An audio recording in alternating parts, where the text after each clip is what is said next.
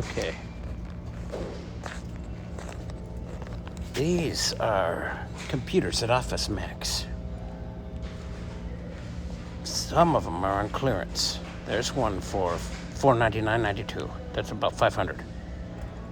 That's a Pixelbook Go. Here's a Chromebook for $279.92. A Dell Inspiron for $599.92. Okay.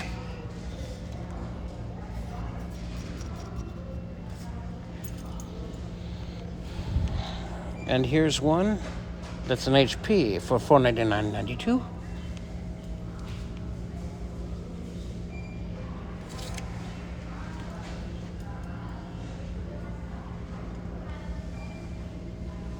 And this one is HP Pavilion as well for convertible laptop, something like that. Anyway, this one's $579.99. Looks like most of these are Windows 10 with the exception of this real Chromebook. And I think this Pixelbook Go, but I'm not 100% sure. Oh, it probably is, since Pixelbook sounds like a Google brand. This one's $1069. That's Windows as well. But that's Windows Pro. Here's something. An Acer laptop. It's a Chromebook because it says Chromebook right in the bottom right corner. There. Acer Chromebook 311. $279 for this Lenovo Duet.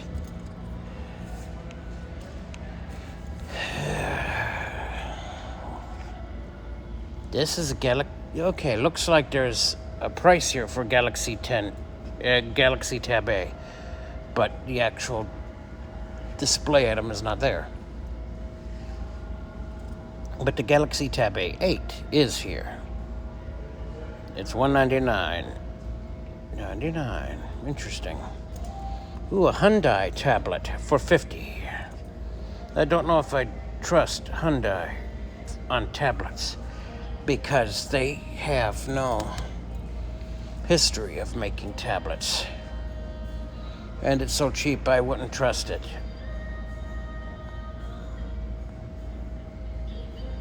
Here's something. This is a Windows computer for $750. Okay, this one's $665. This one has a Ryzen 7, so it's gonna be a good amount of power to it. Ah, here's one. They don't have an actual display. They just have a picture, a stock photo, pretty much. Pretty much just like they took ripped a page out of a catalog and just popped it in there. That's crazy. Anyway, maybe they're afraid of getting it stolen. This is $714. 99. Okay. $680 for this one.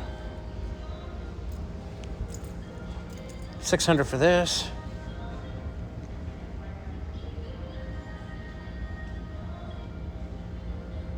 $550.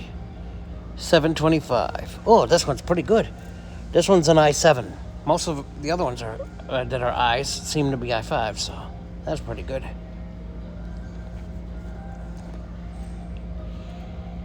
Okay. This is an i3 laptop,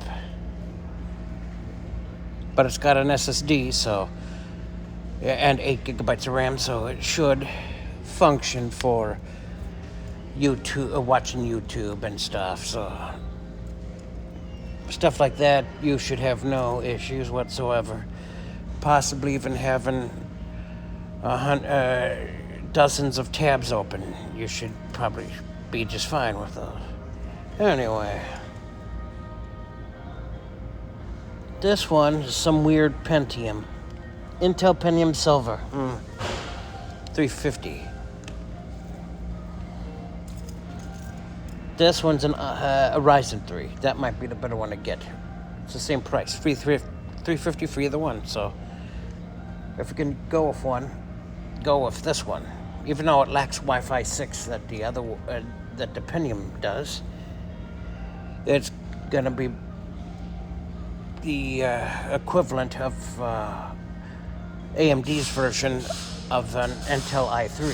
So you're gonna have better performance versus just some run-of-the-mill low-class Pentium processor. Anyway. Okay. This one has USB Type-C, so this is probably what you'd want.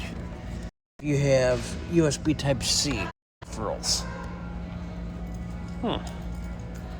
$950 for this. Not bad. It's a ZenBook, though. It's an i7. It has no optical drive.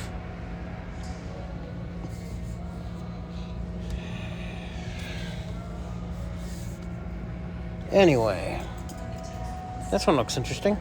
A portable monitor. Have a great day. Thank you. That portable monitor would be good if you have a laptop. That portable monitor might actually go well with a USB Type-C laptop if it's compatible with USB Type-C. Anyway, let's see. Not much in the way of desktops. Oh, I was looking on the wrong shelf. They have one for as little as $500. Oh, correction, for as low as $450. Unfortunately, it has a hard drive and no SSD for that one. Better off paying the extra $50 and getting an SSD, even though it's a small one. Because you can always use USB storage with all the USB ports that you get along the side with a Ryzen 5 powered tower.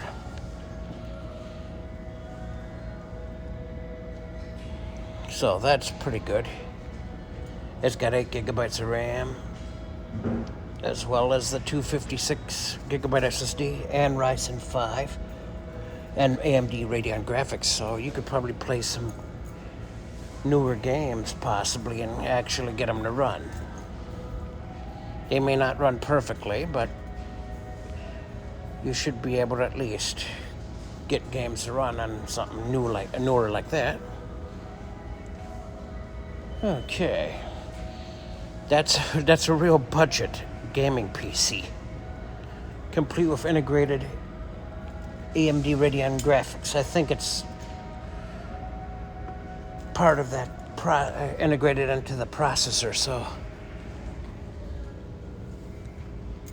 you just unbox it and start playing some games. Fortnite should probably play no problem, especially given that a Ryzen 5 should be more than enough power to be compatible. And a graphics card, you probably won't need to worry about, because that should run as good as a Nintendo Switch, or better, in terms of graphical performance.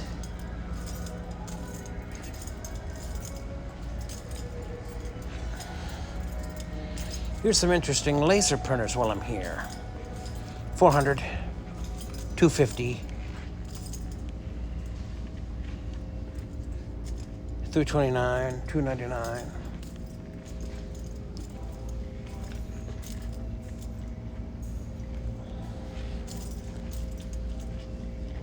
Okay. Some of these are inkjets. That's why they're cheaper. Let's see. Yep. Okay, here's something. It's a $600 printer. It's called an ink tank. The ink tank is good because you can just swap out the inks as you run out. You're not forced to throw away an entire cartridge just when you run low out of one of the ink colors. This one's $549. A laser's probably better than an ink tank because of the fact that I think it typically is better and more economical for printing off pages and pages. Okay.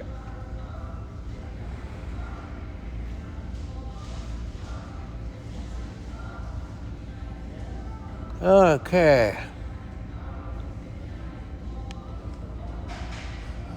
Okay, this HP one, that's 250, requires a toner called 134A / 134X.